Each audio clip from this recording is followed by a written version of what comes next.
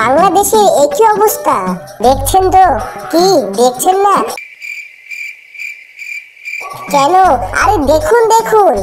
এবার যদি বলেন এসব দেখার পর কি বলা যায়, তাহলে আমি একটাই কথা বলবো। দেখুন, বাংলাদেশ একটি মুসলিম কান্ট্রি এবং আমাদের ভারত হলো হিন্দু কান্ট্রি। তো বাংলাদেশকে বলবো যে আমাদের দেশে যে মুসলমান ভাইয়েরা আছে তাদের আপনাদের দেশে নিয়ে নিন, এবং আমাদের যে সব হিন্দু ভাইয়েরা আছে তাদের ভারতে পাঠিয়ে দিন। ব্যাপারটা আমি কেন বললাম, কারণ বাংলাদেশ ঝামেলা করতে খুব ভালোবাসে।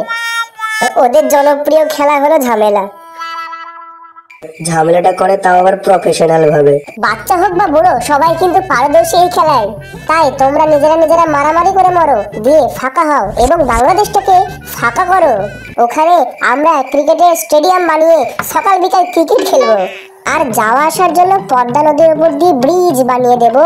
ক্রিকেট স্টেডিয়াম করতে তো অনেক জায়গার প্রয়োজন, তো তাই বলছিলাম ভাই।